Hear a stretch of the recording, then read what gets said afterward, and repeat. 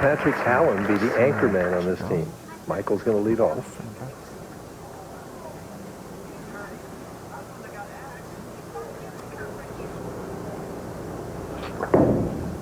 Unusual but powerful style, and Lichstein comes out and whacks the pocket and leaves the solid 7.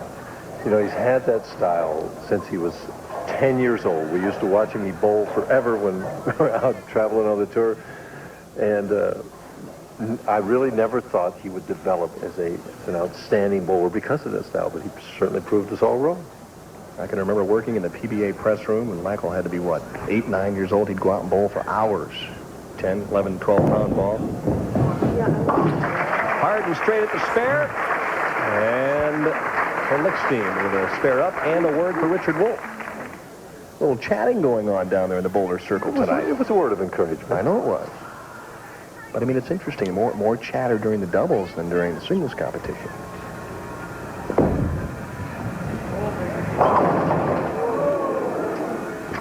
Light. Maybe he made an adjustment. You know, he finished off that game coming up light. I bet he moved the board left in wacko. 4-6-10. Looked like he got a handful on that shot, too. It looked like a very clean shot with plenty of lift, but he paid the price.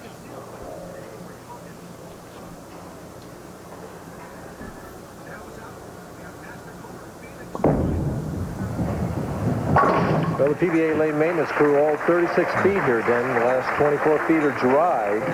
And again, the ball acts as a transport, carrying that oil down the lane, changing the conditions slightly as the tournament goes on. Obviously, it's only going to change on the left side the rest of the night.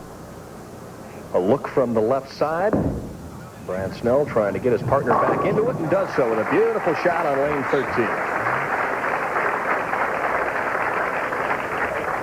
And we're going to get our first look at Patrick Allen. Have to tell you, I'm very impressed with his game. He is an intense young man. I think that's the first time he's looked up all night during the practice or any other time. Hasn't spoken to anyone other than his partner.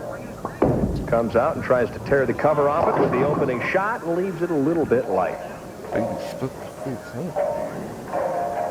That's the last thing that he wanted to happen, Ben. He just wanted to get it in the 1-2 somehow, leave something easy that he could make or strike. Now he's got a makeable split for 3-10. He wants to hit the 3-pin on the right and have the ball deflect into the 10. But it's not the easiest. We'll see if he throws it straight or throws a hook at it.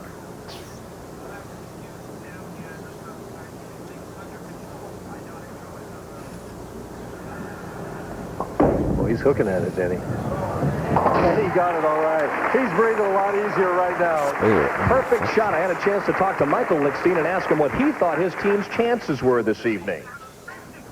Well, I really think it depends on how we bowl. We're not going to get any gimmies. We have to bowl really good, make our spares, hopefully strike a lot, and to beat them, we're going to have to bowl really good. Oh, solid 7, solid 8. An aggressive shot. All Michael can come back and do is smile wryly. Here's the spare conversion by Patrick Allen. Watch where he throws this ball. Out around the second arrow and trusted it that it was going to hook back and hit that 3-pin on the right. But that's the contemporary spare shooting. Well, obviously he did it right. He made it. He's doing the opposite. Hook it more to make the spare. But I guess the bottom line is if you make it, doesn't make a difference how. Percentages I don't think are in his favor, do you? It seems like the contemporary shot now is you hook it at the first ball and you throw it straight at the second ball no matter what you leave. But, one-game match right now. They're still up by 8 pins. See what Richard Wolfe, what kind of an adjustment he makes on this right lane. Strike here changes the complexion of this match. Light almost caves it in, and yeah, he's struggling. He's either light or high. He's lost his right lane entirely right now. He's going to have to make some kind of almost major adjustment because the minor ones are not working right now. He moves the board right, and he comes up high. He moves the board left, or he moves the board right, and he comes up light, and moves the board left, and it's 4-6. At the 6 pin.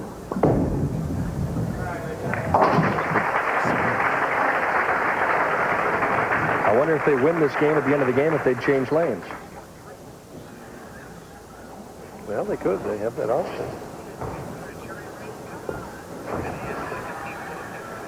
Brad Snell trying to get back on the winning track. Did you and Gil ever think about anything like that when you guys won? Well, we only bowled one game. We were the tournament leader, and so we just had one game to bowl. There was no decision to make after a game or two. Of course, the other side of that is Snell is lined up on lane 13. Would you want to give up that strike every time on 13? No, right? If it were my decision to make, I would say, between the two, you've got to figure out the right lane, Rich. I mean, I've got my lane, you figure it out. I mean, and that he can do, rely on his talent and his ability to find something that's going to work on that lane.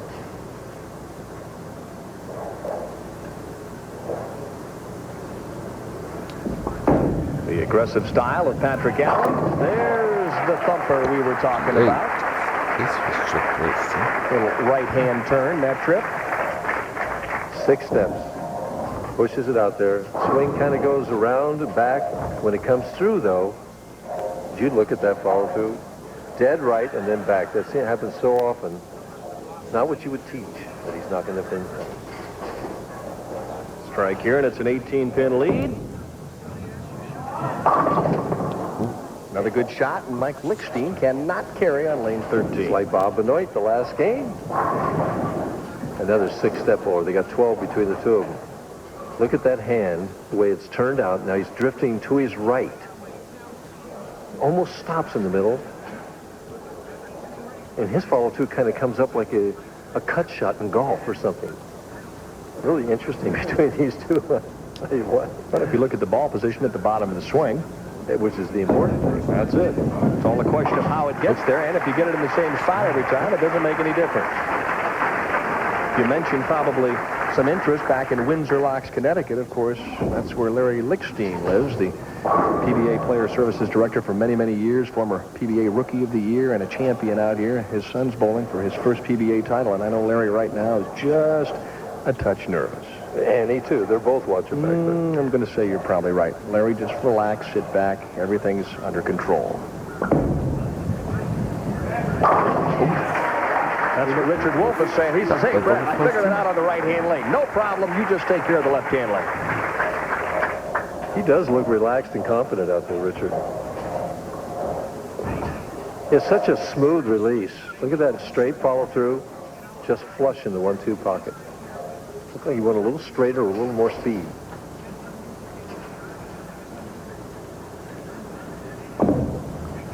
For 3 in a row. Ooh, was that a good shot? Was that a flush 7? That looked like it was almost up for a solid 9 and left the 7. He can't believe it. Talk about a deflating shot. You could just see his shoulders shrug off. All the air went right out of his lungs with that one. Keeps team of Lichstein and Allen, though, still in the match.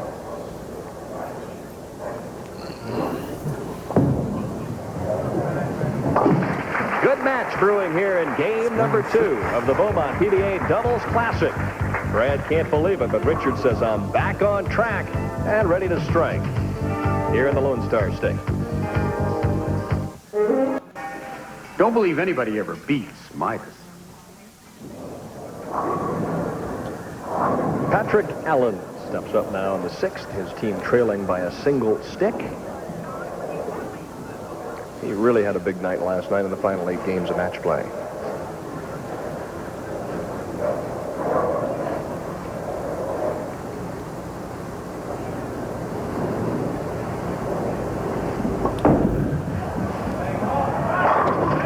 Sort of pretty.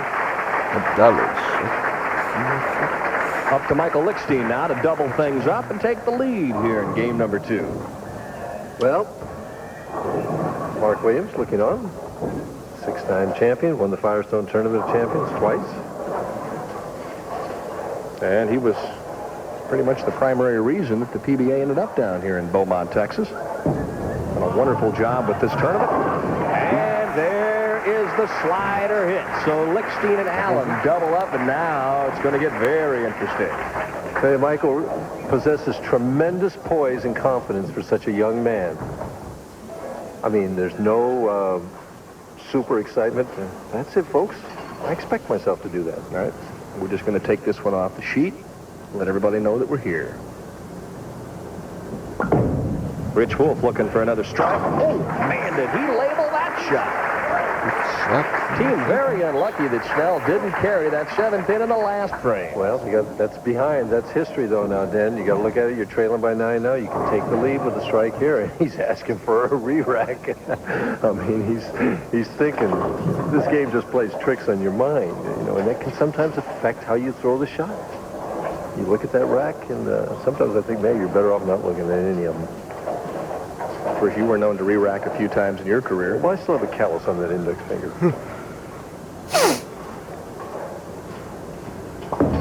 To retake the lead. Another good shot. Pick the right rack. Good match. Good match. One Double pin the difference. 2.5 frames to go. Pins you hear falling in the background, provided by Parker Bone III and Hugh Miller. They're the number 2 seeds.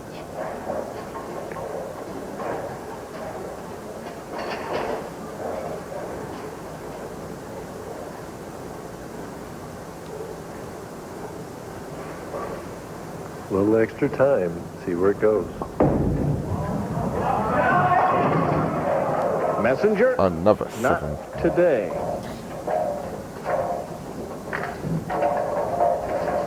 Well, he handled the first spare. Let's see. He changes balls now to shoot the 7-pin cross lane. It's a critical spare in this situation. He needs to make it to maintain a 2-pin difference in the match.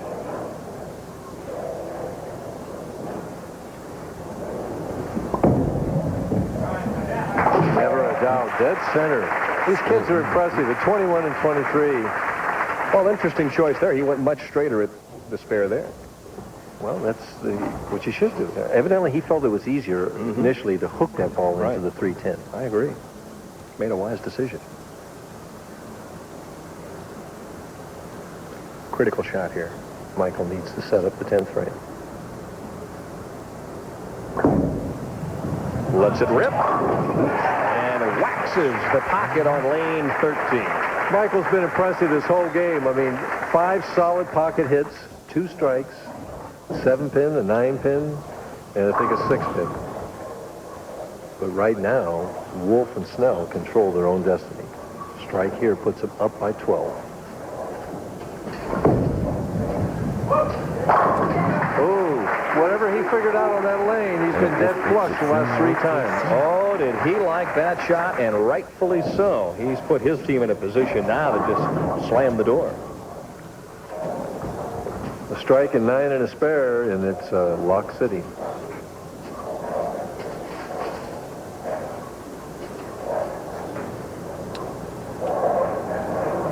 Snell with 3 out of 4 strikes on the left-hand lane this game. Boy, they have really answered it. 9 pins is what he needs, and a spare. A strike assures him a victory.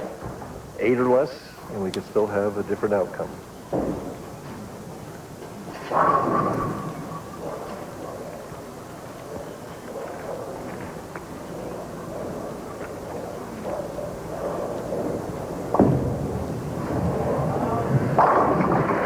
Can't do it much It's all better than 10. that. You know, and you think back that they left that solid 7 back in the 6th frame that cost them 21 pins, and they're still going to shoot 238 in this game. They are really wired for the next match, and they're going to need to be against Bone and Miller. Perhaps a couple of PBA stars of the future in Mike Lichstein and Patrick Allen. Bowl a wonderful game, but they'll finish 4th this week as Richard Wolfe and Brad Snell got the job done. And those baby faces, we may see them on ESPN in the near future. In the future, yeah. Well, Michael said it in the that interview awesome, that we man. had with him. He said, we're not going to have any gimmies out here. We're going to have to bowl well in order to win. And they did bowl well, just not quite well enough. Powerful shot by Patrick Allen, who has not changed expression. He certainly hasn't.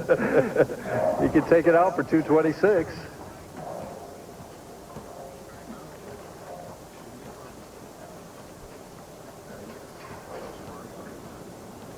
Really a joy to watch these young players come out here. Woo! Was that quick? Kind of tore that one off, didn't he? All right. Wolfe and Snell with the victory. That's The it, Associated man. Press named her Woman Athlete of the Year a record 6 times. She is